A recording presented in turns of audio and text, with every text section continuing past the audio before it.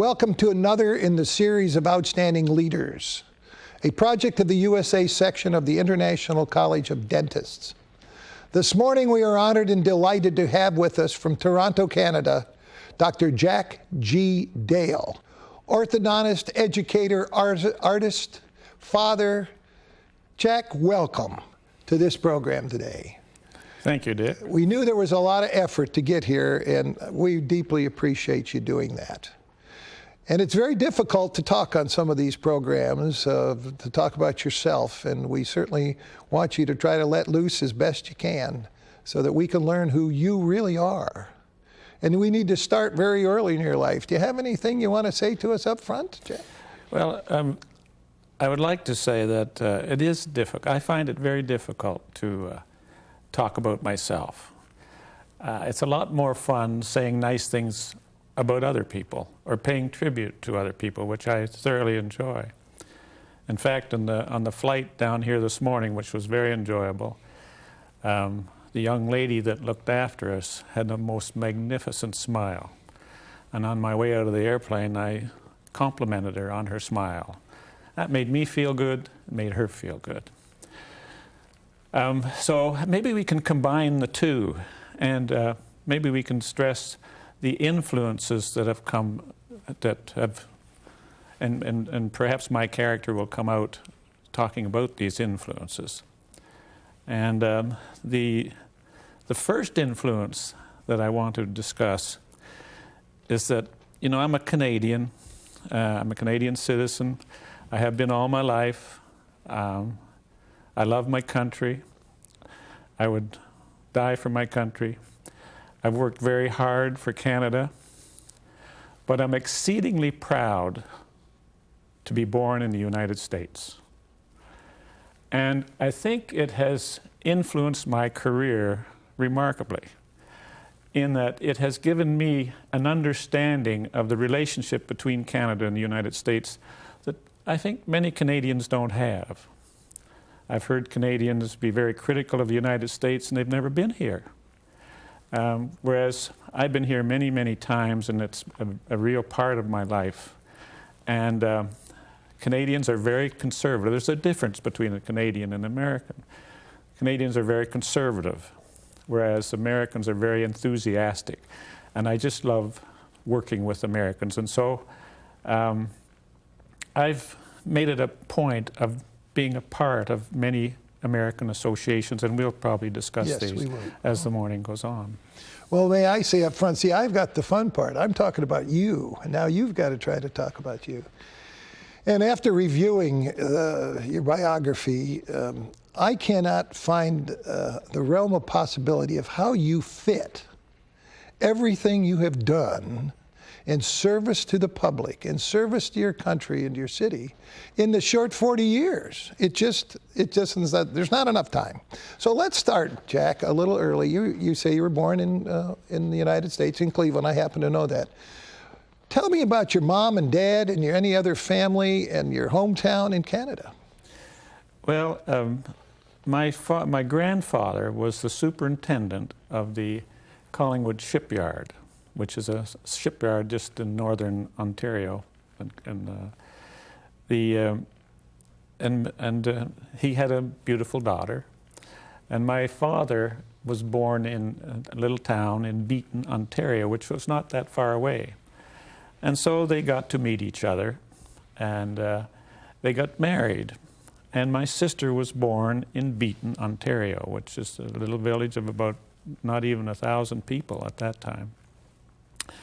And then my grandfather was transferred down here to the United States, and my brother was born here in Baltimore. Really? Yeah. And then he got transferred again to Cleveland, and I was born in Cleveland.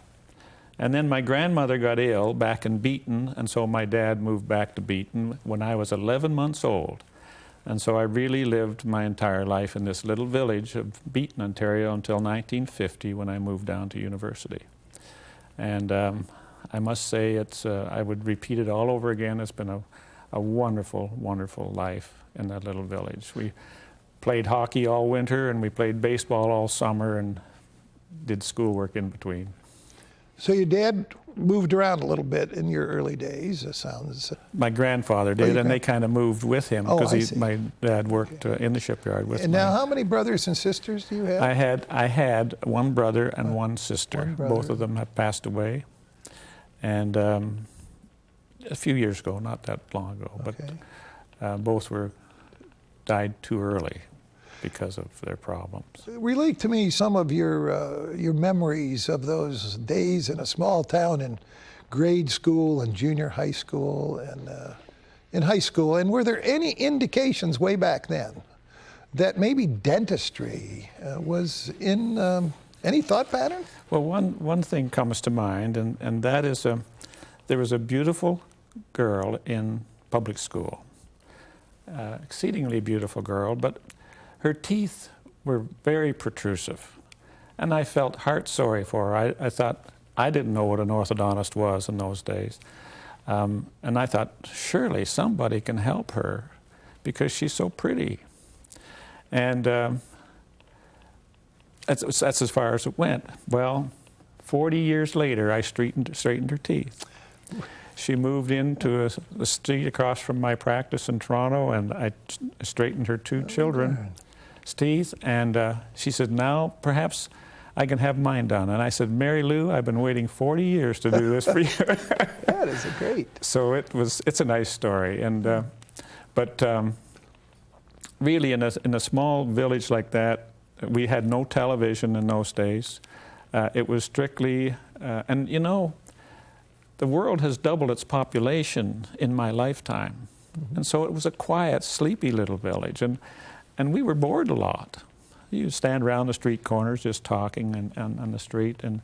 But we really just spent every day during the summer playing baseball and every day during the winter playing hockey. And then at school we'd play football and so on. So sports was a big part of my career, and you can see in my CV that I went on to play for the Barrie Flyers, and I had to make a decision when I was about 18 or 19 that either I went to university or I would go on into play hockey. And my coach coached the Boston Bruins, Hap Ems, and in those days we didn't have contact lenses, so I figured the best place for me to go would be to university. So I got out of hockey at that time and went on to university. So high school was a relatively good memory for you? Wonderful memory, wonderful memory. No, we had no drugs in those days, and it was just good, clean fun. And you know, we weren't angels by any means, but Halloween was a pretty bad time for we had lots of pranks and fun, but there's really not even any drinking that I can remember. It was a pretty wholesome life in a small town. Now, that isn't the name of the high school from Beaton, so did you go to another town? It's called Beaton Continuation School. I started high school. It kind of continued from public school. Okay. And then I went to Alliston, which is the hometown of my wife. That's 9 miles away. So I went to Alliston High School, and we had 13 grades in elementary school. So I went to grade 13 over there, and then from there we went on to university. And I was the only person from my little village coming down to university, and my wife was the only person from her town coming to university. So we kind of held hands with each other when we got to the big city, and it wasn't too long before we were held married. Hands permanently. That's right. It. Now, with the high school at Alliston, does the sequence say you automatically go on to the university in Toronto? Or No. There are very few people actually went on to university. It was maybe 1 or 2 a year would go down to university, but many others would find other employment. And could you have gone to other universities, or did you go sure. directly into? Oh no, we could have gone. So there. Toronto was a choice that you made, or did you have a teacher that said you should go there? Or I didn't come down to go to dentistry. I came down to get my Bachelor of Arts degree because, being in the country, I really felt that it would be difficult competing with city kids with the education that we had in the small town. And also, I really didn't know what I wanted to be. So I thought, well, we'll come down and get our Bachelor of Arts degree first. We didn't have to get our Bachelor of Arts degree in those days to go on into dentistry. But I considered my bachelor's degree as my education, and then going into dentistry as my training for my life's work. And so I wouldn't have missed it for the world. I really enjoyed my Bachelor of Arts degree at University College in Toronto. And my wife and I had a wonderful time while we were students at University College. And of course, dental school then was, why all of a sudden did you say dentistry is it? Well, I've always been, art has been my hobby and my passion all my life. And I feel you really can't be a good dentist unless you have some artistic ability. They go together. And I guess I was just naturally attracted to the field of dentistry because of my background in art. And that art background, which I was going to touch on later, but since we're bringing it up, that was with you since very early on, wasn't it? You just loved art always. Exactly, and I've had no training in art whatsoever, but my dad was a very good cartoonist, and he would delight me many times by the cartoons that he would draw. So he had, I think it's partly heredity. My father was very artistic that way. And in dental school, were those good days? Superb. I was in no hurry to leave dental school. I loved every minute of it. We worked hard, both my wife and I. We were married. We were the first married couple to go through our dental school in the history of our school. And we made the front page of the Toronto Star because of this, because it was, you know, our dental school is well over 100 years old now. We worked very hard together, and she was just wonderful. I was playing football, and she would do my homework and keep me going as well. So she's very supportive during our years at university. Okay. Were there influences then that said that, Jack, you ought to be an orthodontist? Well, not really. When I graduated from University of Toronto Dental School, I think one of the biggest frustrations I had was I didn't know enough about orthodontics. And I really felt compelled that I'd like to get more training in that. Actually, Dr. John B. McDonald, who was the director of the Forsyth Dental Infirmary for Children, came from Toronto, and he was asked to become the director of that institution. And when he got this opportunity, he asked two of us if we'd come down and take our graduate training there with him. So Dr. Sig Sokransky and I went down with Dr. McDonald. And I was really interested in oral medicine. And Kurt Thoma was a big name in Boston at that time, and he wrote the big textbook. Sure. So I was looking forward to 3 years of training with Dr. Kurt Thoma. And the first week that we were there, we had a banquet, and I sat beside him. And he told me that he was just about to retire. So I went to Dr. McDonald the next day, and I said, I came here to study with Dr. Thoma, and he's going to retire. And he said, well, what else would you like to do? And I said, well, there's a lot of diagnosis in orthodontics, and Dr. Maurice is well established here, and he's a world authority in orthodontics and growth and development. And I think I'd like to be a student with him. And so the next day I was in orthodontics, and that was one of the luckiest things that have ever happened to me in my career. Now, how did Harvard and Forsyth were synonymous at the, I mean, not the same place, but you did them both at the same time? Yeah, it's kind of the same organization. The Forsyth Dental Infirmary for Children, it's an interesting institution. One of the Forsyth family, there's 4 brothers, and they were in the belting industry, and very wealthy, and one of them was in a dental chair and asked his dentist, he said, if you had some money, what would you donate to the city of Boston? And the dentist said, I have no question in my mind, there are an awful lot of little children in this city that don't have any treatment, and I would build an institution to provide service for those children. And so he donated $2 million and built the most beautiful building. I don't know if you've seen the Forsyth Infirmary, but it's all white marble with columns, and it really complements the Museum of Art right beside it. It's a beautiful building. And And so they've had a tremendous contribution to dentistry, and it's now become a different institution altogether. It's a research institution, and it's one of the top 17 in the world in papers published of any field, not just dentistry, but science, any field. Mm-hmm. So it's got a very high regard throughout the world for its scientific investigation and publication. And it's called the Forsyth Institute now.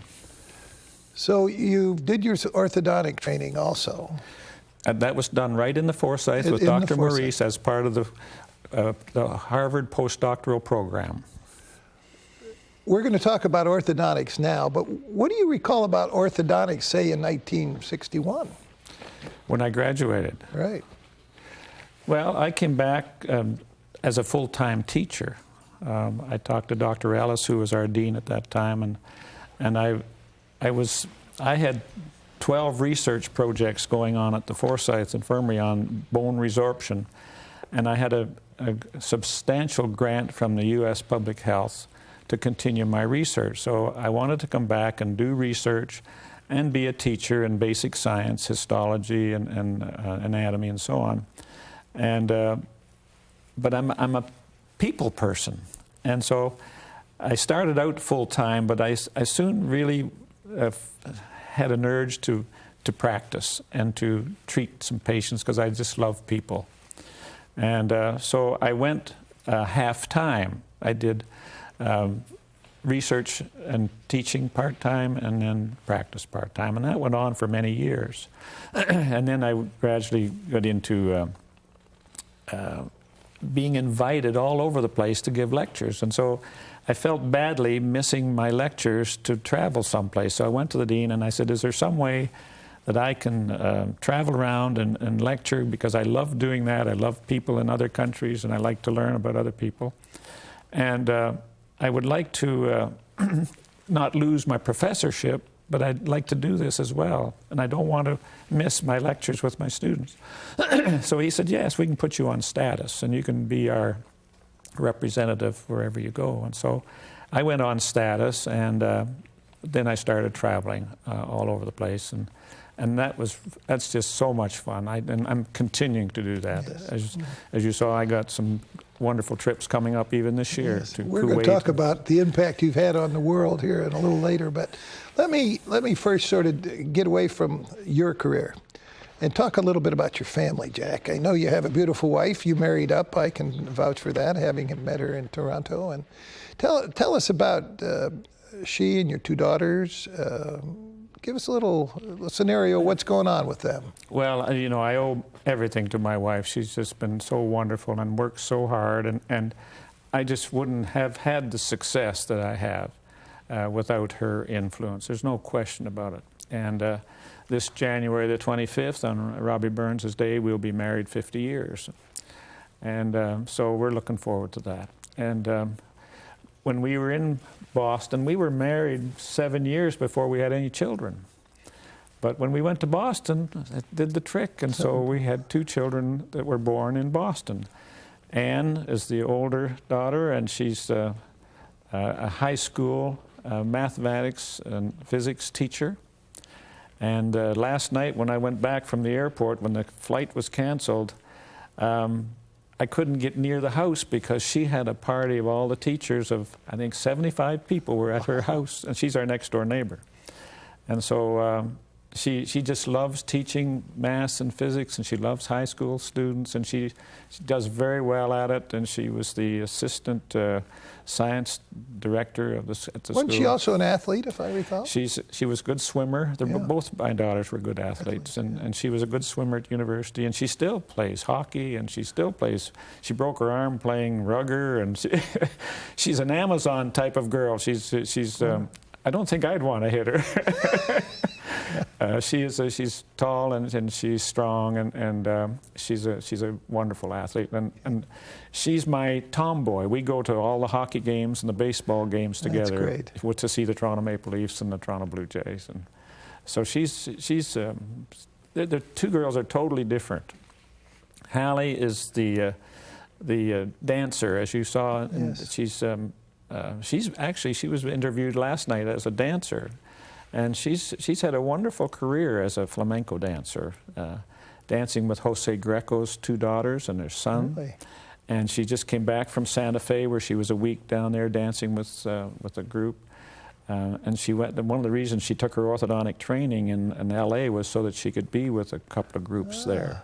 So she's the one that went on into orthodontics, and she practices with me, and she has been for 11 years now.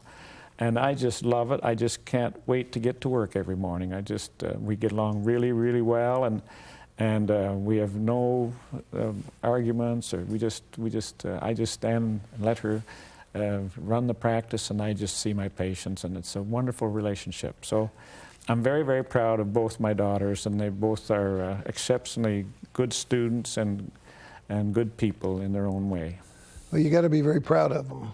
And it must be a nice feeling to be able to travel the world, as people are requesting you to do, and know that the hometown practice is in very competent hands with her there. There's no question about that. She's really works very, very hard. Both of them work 7 days a week. They're both very dedicated. Neither one are married, and they're both very dedicated to their professions. Tell us a little bit more about Ann. She's extremely important to you, but she's also practicing dentist. She's had a wonderful career herself, and she's been honored by many associations. And she hasn't practiced. She's been a professor at the university for 40 yees, and she's been honored by many organizations just recently.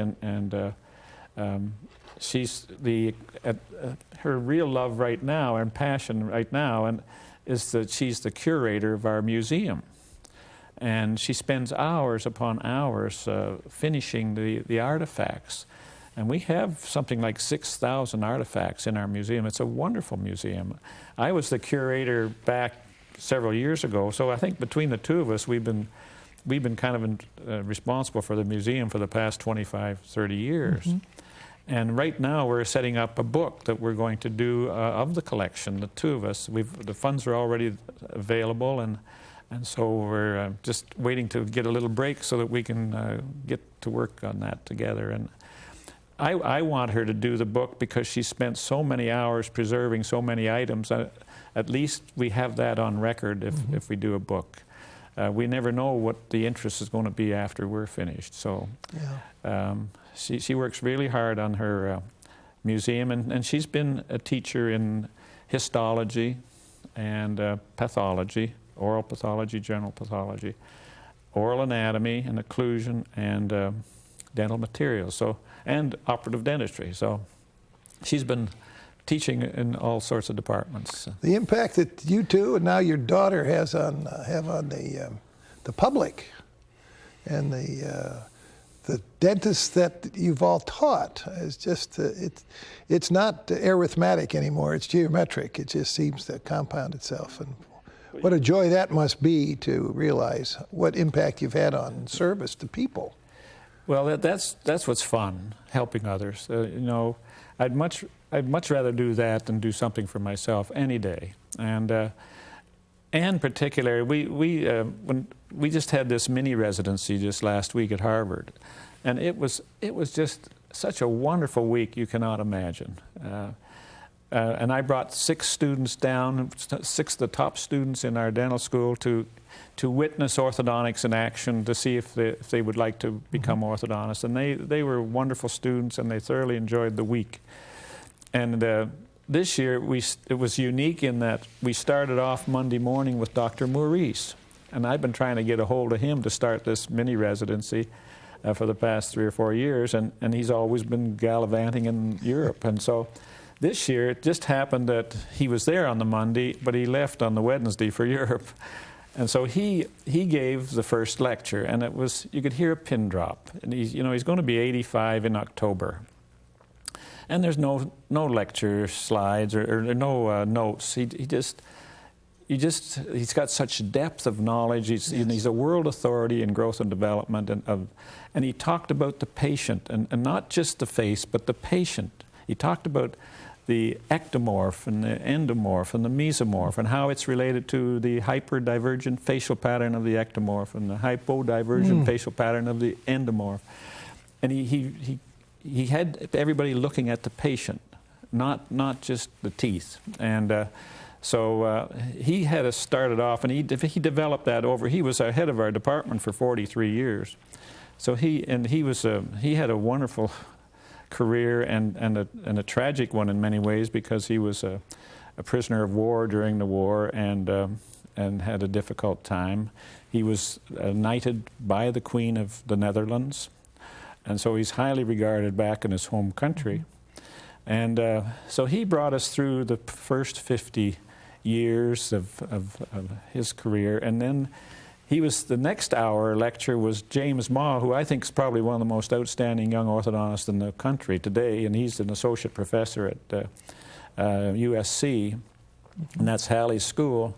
He took us through the next 50 years with visual reality and the robotics. You know, you digitize the mouth, and that tells the computer what kind of arch wire to make, and the robot bends the arch wire and you put it in. It's just, he's a way off in the future. So the students sitting there'd be 25 students, were treated to a real panorama from 50 years back to 50 years into the future. And then his associate, John Grubb, came on in the afternoon to show how he's using some of James's concepts right in practice. He refers to himself as a downtown practice, and with the highest standard of care. He's also a director of the American Board of Orthodontics and an excellent clinician, and he gave a wonderful afternoon on how computerization is being used in the practice. And then the next day, Herb Klontz, who's the course director at the Tweed Foundation, gave them a step-by-step treatment all day long, and you could hear a pin drop all day. They just were so fascinated with Herb and to see these beautiful cases that he's treated, and to provide an example for them. And then the next day, James Maw and I talked about standard of care and how you analyze your finished results, and got the hands-on type of treatment. And then the next day is graduation, and then the final day on Friday we had two outstanding speakers, the executive director Jim Vaden from the Tweed Foundation, and Lloyd Pearson from Minneapolis, talking about vertical control and treatment, and a nice banquet at the end of the week. It was all fun doing this for the students. Yes, yes. Let's sort of change direction just a skosh here. The honors that you have received have just been astronomical, the pages of these kind of things. And I've picked out just a couple, and if some of them trigger your thoughts, please go ahead and go on to them. But there's one that I think is extremely important, and it sort of will give the impetus to so many things you've done in your books. You've received the Certificate of Excellence of the Guild of Chicago Art Museum. Tell me about that. That is the result of Tenkati's histology textbook. Dr. Tenkati was our dean at our school, and he had many of us do chapters in the book. And Don Enlow, who is a world-recognized orthodontic research scientist, and I did the postnatal growth and development chapter, and my wife did a chapter on the salivary glands. But I did something like 258 drawings for that textbook. And, I gained 40 pounds doing that. Because every waking moment I had, I'd sit down to draw. And so I just put on weight. And it's hard doing these things. And so it took a year and a half to do those drawings. And I tried to do as many three-dimensional drawings as I could, because when you look through a microscope, it's hard for you to visualize three dimension. Sure.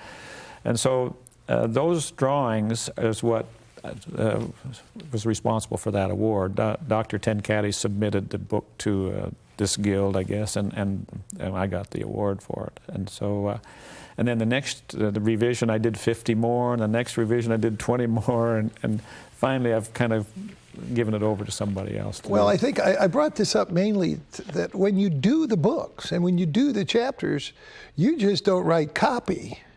You do the drawings and the artwork, and that's an amazing. I know of nobody else. I know a lot of people write chapters, but I don't think that the only person I know of that does the drawings too is you. Well, it's part of the fun, of doing it. And one of the books I had a lot of fun doing was the Orthodontic Education Guide for the American Association of Orthodontists. They were wonderful. They sponsored that with no restrictions. You just do what you want to do. And we really did a super job of that book, and I'm very, very proud of that book. And it's most of the patients in that book are my patients, and the drawings and so on. I worked with a professional artist to do that, and a professional designer, and we really did. And it's a very popular book. I just had 2 people call me not too long ago. One from the Niagara Peninsula said, "I just bought 75 of your books. I'm going to give them around to the dentists in the area." And another one from Edmonton, Alberta said, "I bought 90 of your books. I'm going to give them around to the dentists in the area." So it's been a very popular book at the American Association of Orthodontists. But I had a lot of fun doing that one. Let's now go to another thing that illustrates who Jack Dale is. You won the Ambassador Award of the Municipality of Toronto. Tell me about that one. Well, the American Association of Orthodontists had their meeting in 1993 in Toronto. And that is the largest orthodontic meeting in the world. And at that time, it was the largest meeting in the world with about 13 to 14,000 orthodontists and their families and their staff from all over I think about 75 countries were there. And so it was a big meeting. Mm-hmm. And so I had a lot to do with the organizing of it. And it was the biggest meeting in Toronto that year. Wow. And not only that, when we said that they couldn't come back because the facilities weren't big enough, it was really responsible for doubling the convention center. And which meant that there were 2,700 people employed to do this. And so these are the reasons why I got that award, because I was kind of the person who was involved in that meeting and the ramifications from that meeting. This is kind of just jumping in. What a great tie that is. Tell me about that tie. I love it. This tie is a gift from Dr. Jim Vaden. I said he was one of the lecturers on Friday. And Jim is the head of the orthodontic department in Memphis, Tennessee. He is the executive director of the Tweed Foundation, and he is the past president of the American Board of Orthodontics. And when he was going off the board, he gave each one of us this tie. Now, it's kind of suitable for me because it's a Canada goose. And it's the way the Canada geese fly. And they fly in a V because when you're in the vortex, I guess you call it, of that goose in front of you, you're 70% more efficient. And so that's why they fly in that V. And then when you get tired up at the front, he comes around to the back and they take over. And so they can go long distances flying like this. And so he said, you know, teamwork is important. So every time you wear my tie, think about the teamwork on the American Board of Orthodontics. I liked it. I didn't know the story behind it, but it is a very attractive. Well, I've had a lot of compliments, and I enjoy because of what it means and the gift, because Jim Vaden is very precious to me. Let's go back to the awards here. The Albert Ketchum Memorial Award. Tell me about that one. Well, many people will tell you it's the most, I guess, respected orthodontic award in the world. It's given by the American Board of Orthodontics each year. And this year it was given to a medical doctor, Dr. Tessier, and you may have heard of him. I was on the program with him about 15, 20 years ago in Nice, France. And he literally takes people's heads apart and puts them back together again. He is absolutely incredible. And I think it's the first time that the award has been given to a medical doctor. I'm not just sure. But it's an award that's, as I say, highly regarded by the world over. And it's always great anticipation to see who's going to win the award. And it's given by the American Board of Orthodontics. But it's more than an award given by one association. It's an award that last year, it's given at opening ceremonies, and it was in Chicago when I got the Ketchum Award. And, in the opening ceremonies was General Colin Powell as well. And so it was I think there may be 4,000 or 5,000 people in the audience at opening ceremonies, and it was just something that happened to me in my life that I'll never forget. that I was so fortunate and privileged to be selected to win that award. The highest award of the Charles Tweed International Foundation of Orthodontic Research. Tell me about that organization, Jack. I know you spent a good amount of time and energy to that organization. And well, Charles Tweed was really a student of Angle. Angle was the father of modern orthodontics, and in 1927, Dr. Tweed took his course, but Dr. Angle, for other reasons, wasn't there. Nevertheless, he was a graduate of the Angle School, and he settled in Arizona. And, Dr. Angle didn't believe in the extraction of teeth, and Dr. Tweed he saw several of his patients on the street. Tucson was a small town at that time. And he saw the imbalance in their face, and he was ready to leave orthodontics. In fact, he had a heart attack. That his results treating non-extraction in everybody was a failure in many cases. So he took 300 of his patients and took out 4 bicuspid teeth and uprated the teeth over basal bone and gave them balance and harmony of the face. And he did it over a period of 3 years without any fee to those people. Wow. And so he established himself as the #1 orthodontist in the world. And so many, many people would come to visit him to see just how he did this. So he was very, very popular, and it was too much for him, so that they established the Tweed Foundation to organize going down to Tucson. And so they started the courses. And the first course was in 1947, but they had courses even before that, in 1941. But the courses have been going since 1947 on a regular basis. And we have 2 courses a year. And there's about 110 orthodontists from around the world in each, and we're booked up, right now we're booked up 2 ahead. It's very popular, and I think over a period of over 50 years, we've provided training for some 6,000 orthodontists around the world in about 75 or 80 different countries. And so they continue to come. And now we have several of the American schools. The students come down in their senior year. I think we have something like 58 students, senior students this year for one of the courses. So it's been a very vital and very popular course over the years, and Dr. Tweed was the director to begin with, and he died in 1970 at the age of 75, and Laverne Merrifield kind of took over as the Dr. Tweed for the next era, and he just died just a year ago. And so they've had the 2 leaders, and Laverne was really my mentor. He's the one that I don't know I didn't know Dr. Tweed very, very much. I only met him a few times. But Laverne, he was a very dear friend for 30 years. And I had the highest respect for him. And he really streamlined the Tweed mechanics. And so Dr. Angle was the one who introduced the Edgewise appliance in 1928. And Dr. Tweed devoted 40 years of his life to perfecting that appliance. And then Dr. Merrifield took over and made it streamlined so that it could be used in a busy practice. Instead of having 12 arches to treat a patient, he brought it down to 4 or 5 sets of arches. And so it's just an unbelievable treatment procedure. And I feel so blessed in that I had basic science with Dr. Maurice at Harvard, and the biological research and the background of growth and development, and then to come over to the Tweed Foundation and get the clinical aspect of my career.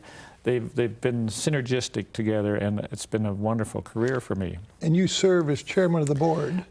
Laverne and I were co-chairman of the board for many years, and Herb Klontz gave the course. Well, now that Laverne has passed away, I am the chairman of the board, and Herb Klontz is the course director, the director of education, and Jim Vaden is the executive director who runs on a daily basis runs the foundation, and we have a board of directors as well.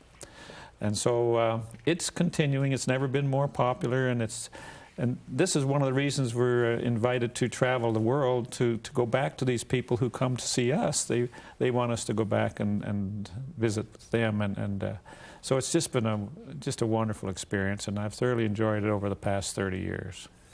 Now, there are so many more. You've received fellowships in over 10 organizations and all this, this wonderful recognition of what you highly deserve.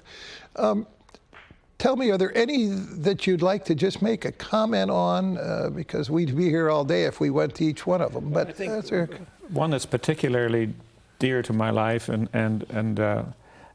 it's been almost the crown achievement of my career, and that is to be associated with the American Board of Orthodontics. Okay.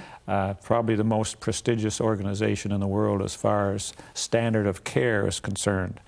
And so you represent your constituent society.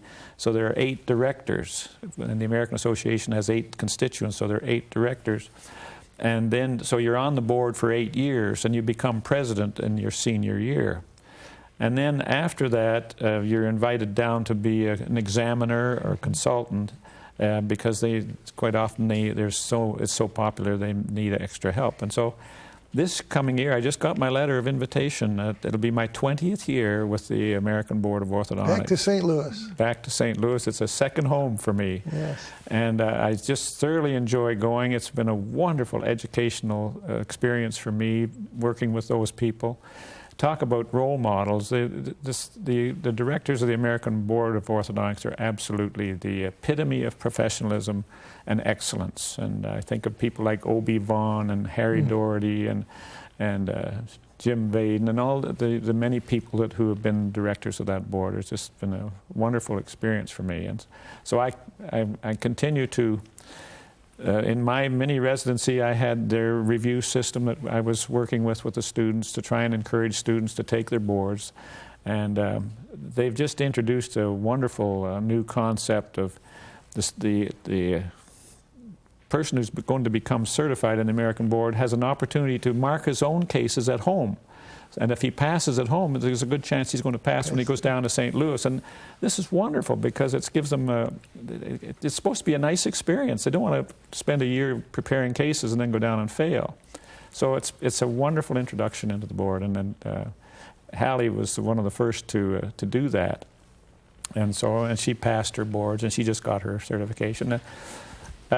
Something that I'm very proud of, I recertified when Hallie certified. So we were both preparing our cases at the same time. Really? And my certificate is just like her certificate, except down in the corner it says recertified until the year 2015. So I don't have to recertify until I'm 85 now.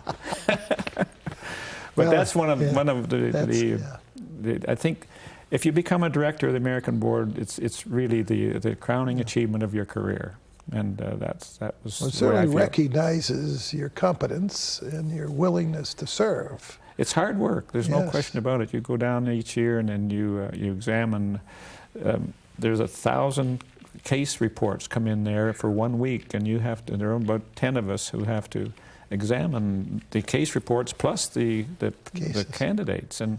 So it's hard work, and you're examining at 2 and 3 in the morning, and then you do your oral exams the next morning. So it's hard work, but it's a lot of fun. I recall going to St. Louis once, and the fellow ahead of me had 2 seats, one for himself and one for his cases, and that was how serious he was taking it. And his cases were sitting in that seat next to him.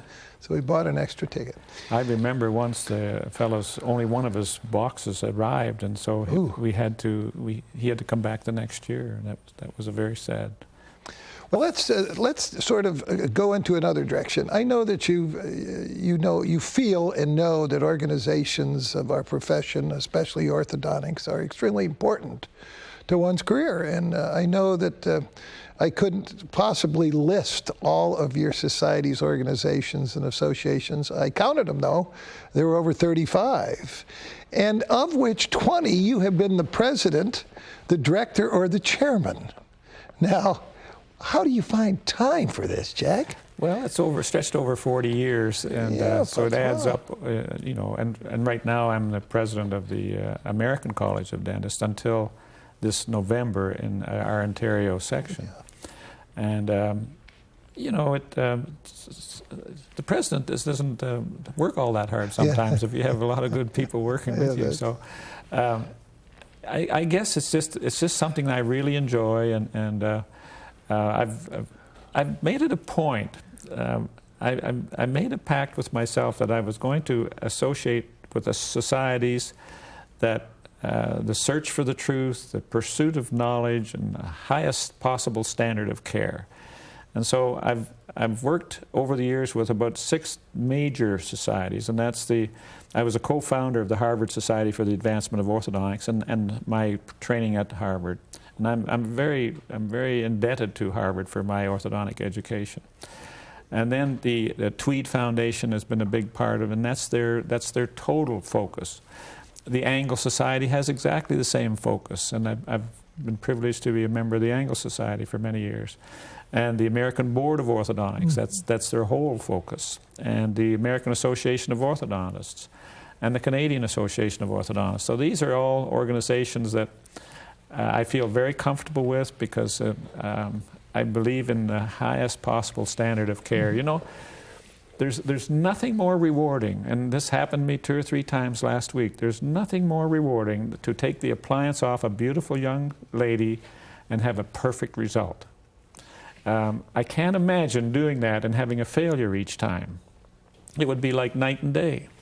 But when you know, when the mother has her tears rolling down her cheeks and gives you a big hug, it's worth it. It's worth every bit of effort. Yeah.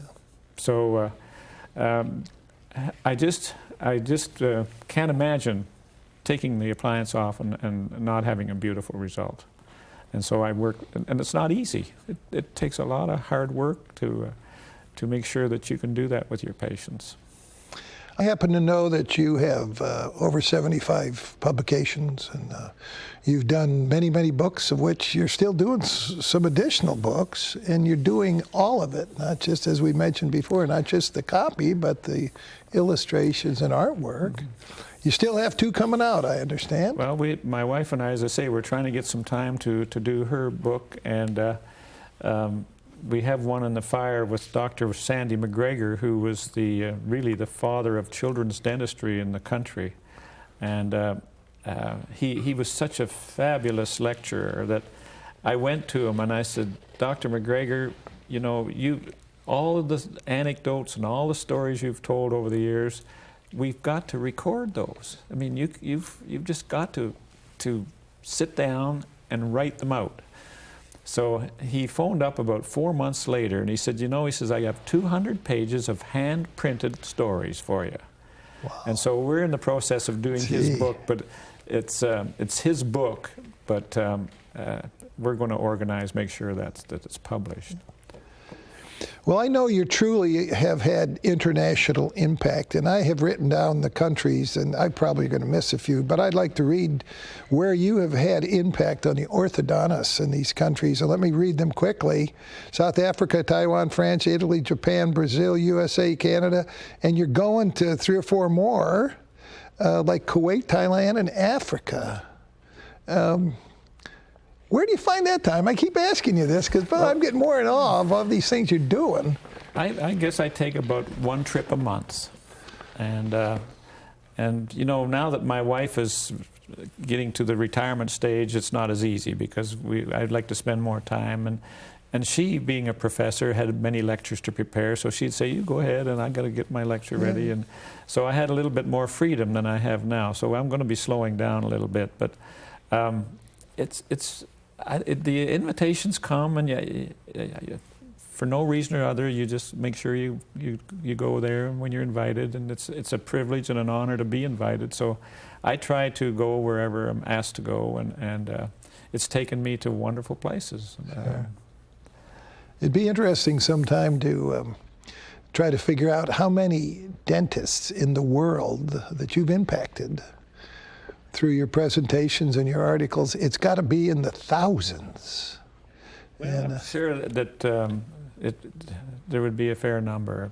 Even the Tweed Foundation, I've figured this out, you know, that the Tweed Foundation, with the number of people, the 6,000 who've taken the course, and then they've gone home and maybe influenced 2 or 3 people, they've influenced millions of patients around the planet. And so if there's anything that's been associated with the Tweed Foundation, it's, you know, our names are going to be associated with it.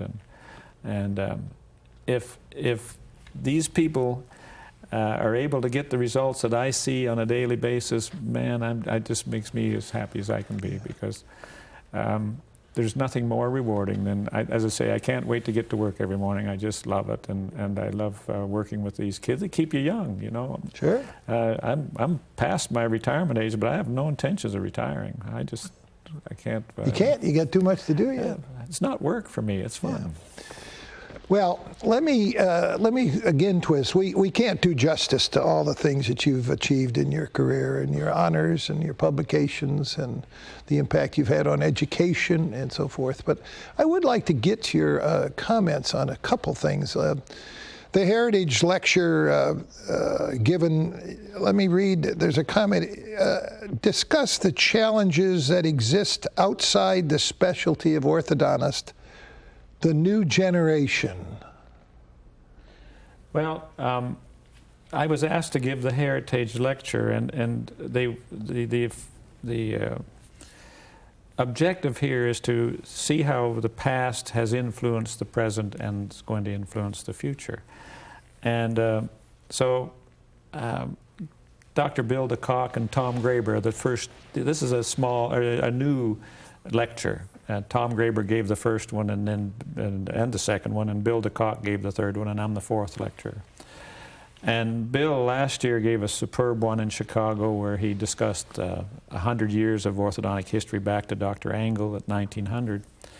And then he discussed the controversies within our specialty, extraction versus non-extraction, early treatment versus later treatment, the neutral bracket versus the straight wire appliance, and so on. And so I didn't want to repeat what Bill did. And so I more or less looked at my generation and how it has affected the way I live today and the way I practice. And it kind of goes along with Tom Brokaw's book, The Greatest Generation. I don't know if you've read it or not, yes, but it's a wonderful book. Yeah. And he talks about the Depression years, the war years, the Cold War after, and the generation that produced the baby boomers. And I'm almost that generation. And I say almost because I wasn't old enough to be in the service. And so I'm not one of the heroes of that greatest generation. But it's indelibly imprinted on me the anxiety that I had during the war, and that my precious freedom was at stake. And so I made a pact with myself that when I went into a career, I was going to be responsible for what I did. If it's up to me, if it's going to be, it's up to me, sort of thing. And I would never surrender leadership to outside forces. So I've practiced for 40 years as an independent practitioner. And so I'm not a managed care. I'm not criticizing managed care, but it's not part of my vision for the future. Because orthodontics is a very personal service, and I think it should be, when we practice orthodontics, our main focus should be on the patient and not on the bottom line as the remuneration that comes with that. It's a lot like you know, the general store, going through to the shopping malls, into these colossal, humongous, big Home Depots and Office Depots and so on. But there's a difference. You know, the managed care is a big corporation taking over from the individual practitioner, but there's a difference because orthodontics and dentistry is a very personal service. And so I think you have to be personally involved with your patients. Now, some of the challenges outside our specialty, And I mentioned computerization. And computerization, you know, we looked at the Super Bowl, and it was amazing. The background data of each player, the statistics. I mean, they just were able to bring at their fingertips all this information. But make no mistake, the heart and soul of that incredible event are the players. Their hard work, their ability, their teamwork. This is what's really important. The focus is on that individual person. And it's the same in your practice. The computerization in your practice, we should see what its potentials are and what its limitations are. We should learn about it. We should know about it. But the heart and soul of a practice is the patient and your staff and the personal relationships that we have with one another. So I'm just saying that the challenge for the future is to work with computerization, but make sure that everything is put in its proper perspective. And our main focus is always on the patient. Another issue, which I know is very close to your heart, is world standards of care and the World Board of Orthodontics. Well, this is kind of has developed from the American Board of Orthodontics, and as a past director, now directors of the American Board can't really do this because it's kind of a conflict of interest, but when you've become a past director, you're invited to go to various countries to help them set up their national boards. And 2 years ago, I was a co-chairman of setting up the Italian National Board of Orthodontics. And at this very meeting in May here, Dr. Eldon Bills and I examined the Brazilian, to get the Brazilian National Board off and running. In 1995, Jim Vaden and I went over to France to help them establish their national board. So if we can get 25 countries who have national board examinations, like the American board, the Canadian board, the Italian board, the French board, the Brazilian board, the Japanese board, and so on, and they each send a representative to the world board, there'd be, say, 25 representatives, then they can set a standard which will be everybody will shoot for.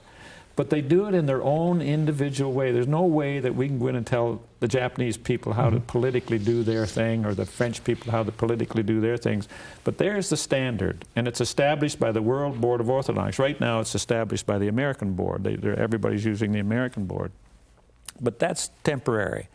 And we would like to see these 25 representatives set up a world standard, and everybody shoot for that in their own way. And then when you have your national boards of Brazil, you can put WBO behind your name in the world directory, and you know immediately, well, I can send a patient to him because he's met a certain standard. So I hope, before I shuttle off this mortal coil, that we will have a World Board of Orthodontics sponsored by we already have the World Federation of Orthodontists. That was established in San Francisco in '95. And so I can see a world board sponsored by them, just like the American Association sponsors a American Board of Orthodontics. So it's coming, there's no question about it. It's coming, and but it's slower than I would like to see. A statement. The real killer in the world is low self-esteem. That's so true. And you know whose statement that is Reverend Schuller from California. I'm a tremendous fan of his. And when you think about it, if you don't feel good about yourself, you're not going to you're going to create problems. And so feeling good about yourself is very, very important. Self-esteem is so important and this is why I said, I complimented that young woman this morning on the airplane. I said, you know, you have a beautiful smile. Well, you just gave her self-esteem a boost. And so when you make people feel good about themselves, they're going to do wonderful things with other people. If they don't feel good about themselves, they're going to do terrible things with other people. So I think everybody, there's nobody that has ever lived that hasn't had problems with self-esteem and ego problems. That girl stood much taller after you said that to her. Exactly. The statement. Orthodontic specialty is dead. Well, you hear people saying this, that it's a dying specialty. Well, I did a lot of research for that in this heritage lecture, and then one of the reasons, a couple of reasons for that, is that there are almost 500 orthodontists retiring each year in the United States, and there are only 230 graduate students. So right there, we're on a downward spiral. Also, there's encroachment by various groups that are outside of our specialty. But, as I said in the Heritage Lecture, Aristotle knew everything about everything because there wasn't that much to know. And Leonardo da Vinci knew a lot about several things. And the definition of an educated person was that you know something about everything but a lot about one thing.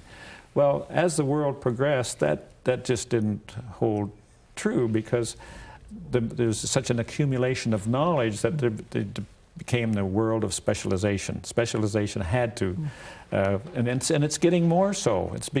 Everything's becoming more complex, even abstract now. I mean, we live in a specialized world. Everybody's a specialist, and so our whole lives are governed by the financial specialty and the media specialty. To talk about two extremely influencing specialties. So there's just no way that in the future it will be devoid of a specialty in orthodontics. People will want to have orthodontic expertise to work with specialists in oral surgery and periodontology and microbiology and so on. So specialization is here. In fact, James Maw had a statistic that he said that within, I think, 20 years, every orthodontist will have to start about 800 cases. Well, I start 200 cases a year. So it shows you there's going to be a tremendous demand for orthodontic specialization. So it's not a dying specialty. This was a tongue-in-cheek thing that was, I think, in Time magazine back a while ago. Let me propose this to you. A young fella from Albritton High School knocks on your door. And he says, Dr. Dale, I've been thinking about dentistry. Do you think I ought to go into it? I'm a young guy. What do you say to him? Well, if that's the means to getting to be an orthodontist, I'd say yes. Maybe it is. I'm really, but there's a lot of challenges and a lot of wonderful things happening in dentistry as well as in orthodontics, and I wouldn't hesitate. Well, I recommended my daughter to go into it, so I'm solidly behind our profession and our specialty of whatever specialty you wish to take. There's going to be lots of work for people down the road in our field. I don't, I'm still hard for me to believe how much you've achieved in a short 40 years. You still got a lot of time yet, Jack, to get all this more stuff done. If I just say, okay, considering all the honors, considering all the beautiful family you have, considering all the things you've been able to publicly serve, and I say, what do you want to be remembered for? I think excellence, standard of care. I've tried to promote it around the world, and I feel I have had an influence. I can see influences that have happened in various associations. So I hope that it'll be associated with standard of care and patient care. My whole focus is on my patient. And that should be the focus for every practitioner. As far as the money part is concerned, it will kind of look after itself. If you really are interested in what you're doing, and if you do a real good job, you're going to have a secure life ahead of you. There are better ways to make money, and the special field of specialization of finance. If you want to make money, then do it that way. But orthodontics is not a way of making money. Orthodontics is a way of serving your patient, and so if you have a good living because of that, that's fine. But that shouldn't be the focus when you've got the patient in the chair. Well, as you know, Jack, these tapes are kept in the visiting scholar room sponsored by the International College of Dentists at the National Museum of Dentistry of the United States in Baltimore. And I will say to you that we're going to send this particular tape to the museum in Canada so that it can start its own little repository of wonderful tapes of the leaders of dentistry. And I thank you for all the trouble. It's hard to know there can be much weather between Toronto and Washington, isn't it? But just the effort that you've made to join us, and so that we can learn a little bit better about who Jack Dale is and his concepts and the tremendous impact that you've had on the world, the public, and our patients. I thank you for being with us, and thank you for being our friend. Thank you, Dick, and I'll give that tape personally to the curator, who's Okay. my wife. Thank you, sir. Thank you.